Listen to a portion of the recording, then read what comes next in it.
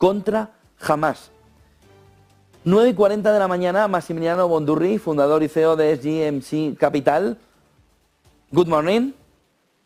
Good morning to you.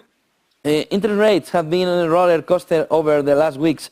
What lies ahead of the U.S. Treasury yields after the recent CPI data? Well, before the CPI data, we've actually seen the 10-year rates in the U.S. decline from about 4.8 to 4.6. And of course, after the CPI, we have seen an increase going back roughly halfway to about 4.7. What the CPI data has shown us is that basically it is going to be hard to get back to the famous 2% inflation target that the Fed is looking for. And therefore, rates are going to be staying higher for longer. Now, the question is how far higher can these go, especially look at the 2 and the 10-year. Now, in the 10-year, could we go and test the 5%? Potentially, yes. But at those levels, it will be a great buying opportunity. We really do not see, as of now, an environment where interest rates can go much further than that, because we expect the Fed could potentially hike one more time this year, and that, again, remains to be seen. But we're more or less close to the end of the hiking phase from the Fed. Therefore, we are closer as well to the topish phase on the interest rates, and some further pressure, upward pressure from here can be seen. But at the end of the time, there will be a great entry opportunity if it does happen. What do you think about this inflation expectation in this moment?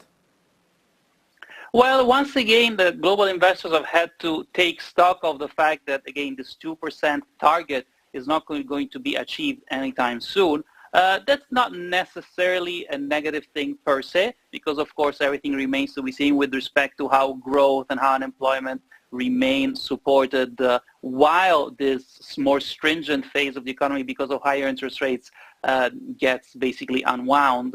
But in general, it's going to be a lot harder. Therefore, expectations are starting to come in that it's going to take longer for inflation to come back down, and that's why we have seen a bit of an adjustment with respect to the interest rate curve. That's why we have seen, of course, the difference between the 2 and 10-year to become smaller in terms of the negative absolute value, and we expect that to continue going forward.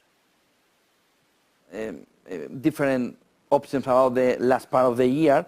Does the current equity bull run have legs? Well, 2 weeks ago, we have seen a very important move in the global equity markets, whereby most of the global equity indices have rebounded from strong support levels. And that, of course, is a bullish sign. Therefore, unless, and this is a big unless, the tensions in the Middle East escalate, so if that does not happen, we do expect equity markets to remain supported to the upside. That's mostly on the base of a technical and tactical rebound from the support that we have seen, as well as from the upcoming earnings, which should be slightly better than what the market expects, because of course expectations have come down given what is happening. So the numbers could potentially surprise to the upside. Therefore, we do see a potential positive last quarter of the year. But of course, that's based on a big if the tensions in the Middle East do not escalate from here.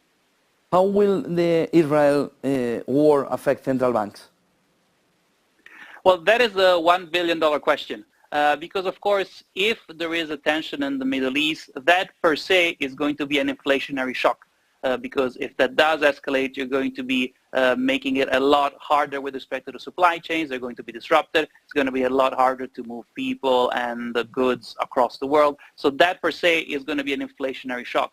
But is that going to be enough for the central banks to become more hawkish? Well, clearly, if tensions escalate, central banks will need to take that into consideration. Therefore, they could potentially close one eye given the environment and go a little bit more dovish. Now, if things remain as is, as in no escalation happens, then clearly we are basically roughly at the end of the hiking cycle, both for the Fed and the ECB. One more hike could happen, but that will be that. And from there on, we're going to be staying the course, looking for the first cuts in the second half of next year. If things escalate once again, it's going to be a more difficult, basically, scenario to unravel. Thank you very much, Massimiliano Bondurri, founder and CEO of the SGMC Capital. Massimiliano, good day, good business. Thanks, same to you. 9:45.